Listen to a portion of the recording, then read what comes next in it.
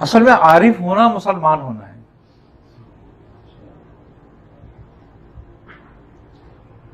ہم نے پیدا کیا جن و انس کو مگر اپنی عبادت کے لیے، اپنی معرفت کے لیے، عبادت کے لیے نہیں ہے. عبادت تو پوجا ہے. وہ کوئی بت ہے؟ پھر کیسی عبادت؟ وہ خود کہہ رہا ہے کہ سبحانہ تعالی ما تصفون. کیا معنی ہوئے اس کے؟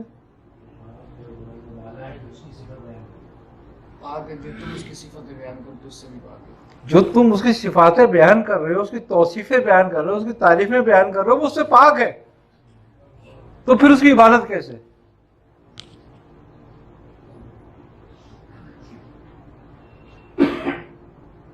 اگر تم نے اس کی تعریف کر لی اور انہیں قبول کر لی تو تمہاری سمجھ میں آ گیا. وہ رب نہیں ہے پھر جب سمجھ میں آ جائے تو پھر کہ وہ اس کی تعریف یہ ہے کہ میں نے سبحان اللہ کہا، اس کی سمجھ میں آ گئی، وہ اس کی تعریف ہو گئی، میری سمجھ میں آ گئی کہ سبحان اللہ ہے.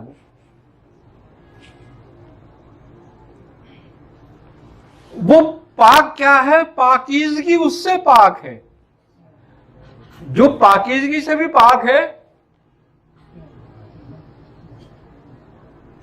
کیونکہ پاکیزگی تو سمجھ میں آتی ہے نا، پاکیزگی کیا چیز ہے، مگر وہ پاکیزگی سے بھی پاک ہے. تو پھر اس کی عبادت کیسے؟ اس نے یہ نہیں کہا کہ میں پوجا جاؤں، اس نے کہا میں جانا جاؤں. مجھے پہچانے، مجھے جانے میں کیا ہوں. کہتا ہے لیسا کمثلہ شیء، کوئی چیز میری مثل نہیں ہے. تو جب کوئی چیز کی مثل نہیں ہے تو عبادت کیسے اس کی ہوگی؟ تم کیا تصور کر کے عبادت کرو گے اس کی؟ بتاؤ. اگر تم یہ تصور کر کے عبادت کر رہے ہو اس کی کہ وہ نور ہے تو بھی تم مشرک ہو.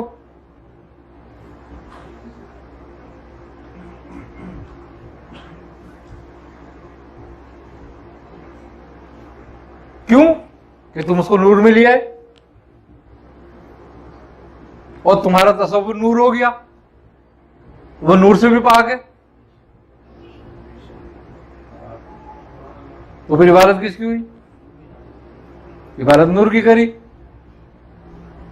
اور نور کے تو فرشتے بھی ہیں، تو نور میں تو شریک ہو گئے سب. ہاں اس نے پیدا کی ہے نا، نور بھی اسی نے پیدا کیا نا. تو تم تو مخلوق کی عبادت کر کے مشرک ہو گئے.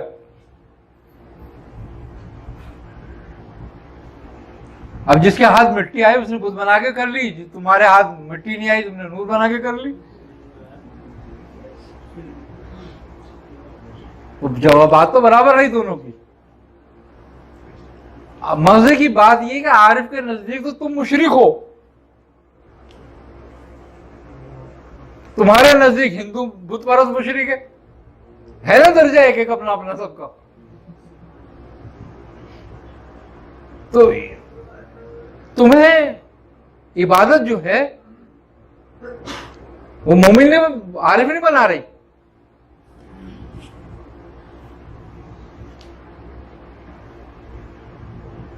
تمہیں ذکر عارف نہیں بنا رہا، اور وہ کہتا تو عارف بن، تو پہچان مجھے، سمجھ مجھے، جان میری معرفت سمجھ. وہ یہ پہچانا جاؤں میں جانا جاؤں کہ نبوت اور ولایت. سمجھنا اب اس بات کو جو سمجھ میں آ جائے گی تمہارے. نبوت کا درجہ کیوں بڑا ہے اور ولایت کا درجہ کیوں کم ہے اس سے، جبکہ ولایت نبوت کا باطن ہے.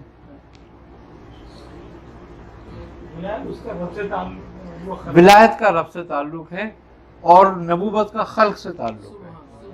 تو وہ بیک وقت خلق میں بھی ہے اور خالق کے ساتھ بھی ہے.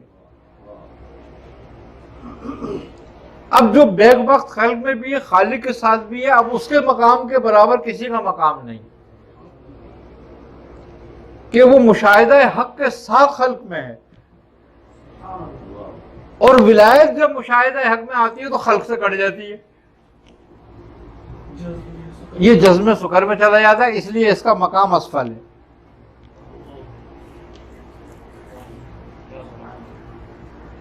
الخلق عیال الحق، خلق اللہ کی عیال ہے، جو اس کا خیال رکھے گا وہ رب کے نزدیک ہوگا۔